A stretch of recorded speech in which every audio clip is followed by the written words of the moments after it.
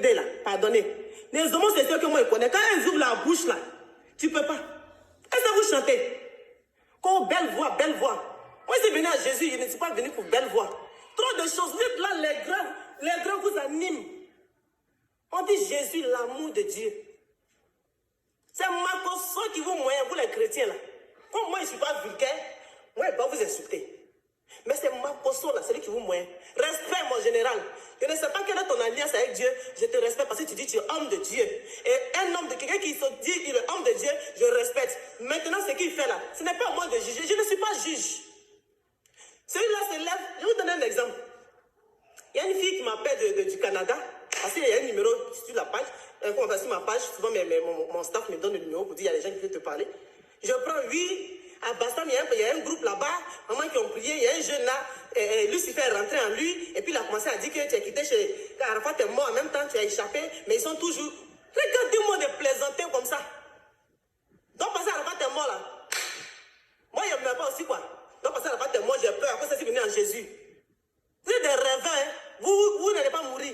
Vous les saints là. Donc lui qui était couché, qui est en train de faire, il dit que Lucifer est rentré en lui. Et c'est lui, il sait. Si Arafat était mort à cause de quelque chose, et puis moi, Claire, là, j'ai fui à cause de passer, il a peur. Je ne sais pas s'il a signé pacte, ou bien s'il était là quand il a signé pacte. Je ne sais pas c'est quoi votre problème. Et les gens, lui qui est à terre là, qui est en train de jouer les Satan dans lui. Toi, tu peux supporter Satan dans ton corps. Lucifer, lui-même en personne, tu peux le supporter, tu es sûr? Vous êtes sûr, votre bêtise, vous êtes dedans là. Vous êtes sûr de ça? Tous les jours, si ce Satan n'est pas rentré dans quelqu'un pour dire que tel homme n'est pas bien, j'ai regardé même une vidéo. C'est moi, je travaille avec Mamé Sanogo. C'est moi, je travaille avec Daddy Shekina. C'est moi, je travaille.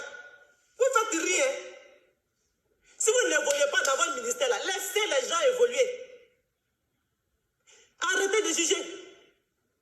Si vous n'évoluez pas dans votre ministère, laissez les gens. S'ils sont bien, ils ne sont pas bien là, ils vont croiser Dieu, ils vont croiser Jésus. Parce qu'il a dit, on les reconnaîtrait par leurs œuvres. Maintenant, ce n'est pas à vous d'attiser la haine. Ces gens de personnes, vous pouvez prier, ils vont être délivrés. Ceux qui ne sont pas de Dieu là, priez en secret. Si vous êtes vraiment, vous êtes des saints, vous êtes réellement de Jésus-Christ, parce que Jésus-Christ c'est l'amour. Priez pour que ces personnes soient délivrées. Priez pour que nous autres, vous pensez que nous n'sommes pas encore délivrés. Priez pour qu'on soit délivrés. Mais sinon, en ce que je sache, il n'y a pas encore vu quelqu'un qui a fait comme moi, que je suis assis ici là. Vous avez compris? Je n'ai pas encore vu quelqu'un qui a fait comme moi, je tape ma poitrine, qui va laisser tous ses biens. Peut-être qu'ils sont en Chine, peut-être qu'ils sont, je ne sais pas où. Mais qui vont laisser succès, qui vont laisser tous leurs biens, qui vont dire que non, je ne veux plus ça là, je ne veux plus les voitures, je ne veux plus tout ce que les hommes me donnent à gauche, à droite. Je vais venir servir Jésus pour revenir à zéro, pour me contenter de 50 000, de 30 000, ou bien rien même. Je n'ai pas encore vu. Donc quand quelqu'un vient là, priez, aider la personne pour que la personne puisse aller de l'avant. Vous enchaînez avec votre haine, vous êtes dans des églises et puis vous n'évoluez pas. Vous n'évoluez pas, vous ne voyez pas que vous n'évoluez pas. Tous les jours, le prophète dit ribababa sur vous. Ma servante vient ribababa. Je respecte mes mamans, maman Angèle, maman Elie. Ce sont ces dames-là qui m'ont parlé de Jésus depuis 2000. Non, d'abord, comment ça, d'abord de Paris. Maman Kakou, au temps de Séverin Kakou, je partais dans son église, je partais comme ça par yéyé, il ne savait même pas, Jésus ne connaissait pas bien. Donc j'ai commencé là-bas. Après ça, il a laissé tout ça là. Puisque moi, je suis une musulmane. On va parler de ça un jour. Donc c'est comme ça, ici, dans l'affaire de Jésus, que je suis venu en Côte d'Ivoire, qu'on m'a rapatrié. C'est une dame qui m'a arrêté dans la rue, qui m'a parlé de Jésus. Et je suis parti croiser la dame, elle s'appelle Maman Angèle. Après ça, j'ai commencé à faire ça, j'ai occupé de Calais. J'ai connu Maman Elie, qui est ma maison, mon église, à Yopougon. Voilà mes patriarches, voilà mes guides, voilà les personnes que je respecte. Parce qu'ils ne m'ont jamais jugé jusqu'à ce que le Seigneur me touche moi-même. Elles ne m'ont jamais dit que quitte où tu es là. Mais elles ont intercédé avec amour. Elles ont prié avec amour. Elles me suivaient. Vous êtes là. Vous bavardez, vous parlez. Vous êtes saint. Vous êtes Jésus. Vous êtes Jésus. Il faut revoir ta manière de t'habiller. C'est ça ici. Allez-y, lis Matthieu 7, verset 1 à 5. Je vais vous lire ça. Voilà la Bible. Parce que si je ne vous lis pas ça, vous n'allez pas rester tranquille. Matthieu 7, verset 1 à 5. Ne jugez point, afin que vous ne soyez point jugés. Car on vous jugera du jugement dont vous jugez. Et l'on vous mesurera avec la mesure dont vous mesurez. Pourquoi vois-tu la paille qui est dans l'œil de ton frère et n'aperçois-tu pas la poutre qui est dans ton œil? Ou comment peux-tu dire à ton frère, laisse-moi ôter une paille dans ton œil, toi qui as une poutre dans ton œil? Hypocrite. Au verset 5. Hypocrite que tu sois. Ôte premièrement la poutre qui est dans ton œil et alors tu verras comment ôter la paille de l'œil de ton frère. Lisez la Bible. Vous avez compris? Lisez la Bible. On va lire pour la prostituée. Allez-y dans Luc. On va aller dans Luc. Luc 7, verset 37. Prenez la Bible.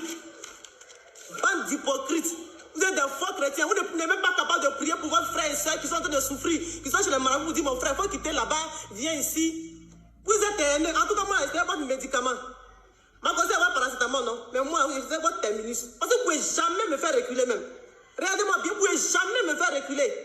Vous passez votre temps à juger? C'est vous qui savez si l'homme de Dieu a mangé médicaments. C'est vous qui savez si comment on s'est vêtu à cette prostitution.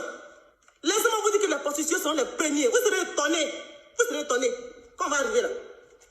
Vous avez compris? Vous serez étonnés. Tu veux porter ta grosse jupe pour parler tout à Abidjan là. Mon frère, ma soeur. Tu veux porter ta grosse chemise de saharienne. Ça, c'est ton problème. Il ne faut pas changer les gens avec ça. Le jour, il a attaché foulard, il attache foulard. S'il veut attacher, ça là, il a dit, moi, il ne peut plus porter. Il a dit, il ne peut plus porter humain. Mais même mes mèches naturelles sur ma tête, c'est pour de quelqu'un. Mèches naturelles, c'est éveillé en propre fait. Et le jour, le Seigneur me touche mon cœur de laisser, je laisse.